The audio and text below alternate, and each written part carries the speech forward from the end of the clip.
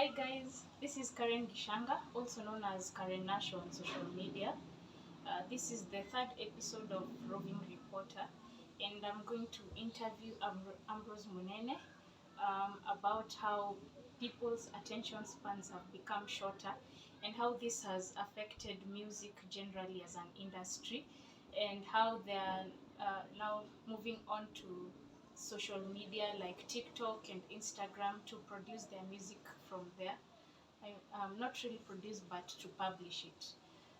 First, if Ambrose, you can introduce yourself, because I'm sure maybe some people see the face is familiar.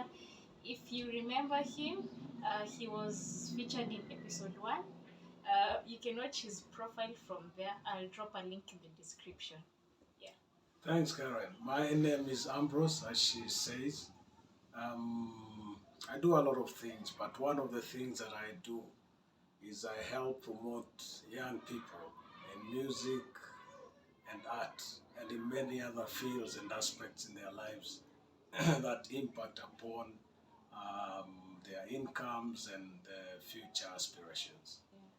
Yeah. So we can begin, Yeah. and the first question is going to be, in your opinion, how has people's attention span being shorter affected the music industry and how people are now producing their music?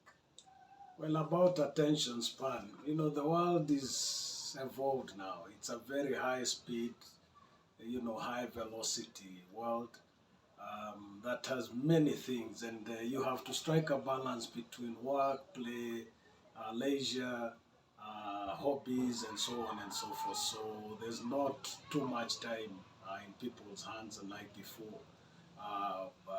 When technology was not as developed as it is today. People have access to almost anything that they want to have, in real time. They can do it there now and then. They can talk to someone in another country now and now. Unlike before when we had to use the snail mail through letters and phone calls, you had to walk long distances to the post office and so on and so on. It's different today. And therefore, in light of all this technology that is at their disposal, then unless you're really competitive and your offers are very ambitious and very tantalizing to these people, to the extent that they're able to spend a little bit more time on what you're presenting, then they are not short of options. And because of this, we've seen a lot of people posting their music on sites like TikTok, Instagram, Facebook, YouTube, and other social media sites. And before, people used to produce entire albums, put it in a compact disc, and then sell it to people.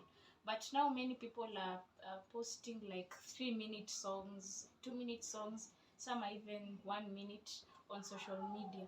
Do you think this is because other people's attention span is becoming lower, or do you think this is something intentional? Well, as I said, the world evolves and things change. And if you don't understand and be part of the change, then the change will change you, or you'll be left behind. So, unlike before, when people would play gramophones that would last in homesteads for years, and compact cassettes, today we have memory sticks. We can download on from YouTube and other platforms. So today it's easier to actually access music and any other things that are of interest to you, much more cheaply, much more faster, and you're able to have a wide variety of choice and range that you can access. So you have to be very innovative as an artist today for you to be able to capture the minds and interest of your audience. So you have actually, at times, maybe one thing that needs to be borne in mind is that there needs to emerge a team of promoters or professionals who are able to support these musicians, especially in terms of marketing their talents, marketing their music, marketing their products that they wish to put out there in the market, because there are lots of platforms that can enable you access your clients, as you said, TikTok, Facebook, Instagram, and so on and so forth. But just posting your work there does not mean much. It only amounts to anything if you're able to make the money out of it through likes and downloads and so on and so forth, that these platforms find it fit to remunerate you. So you have really to be competitive, and you have to be on top of issues.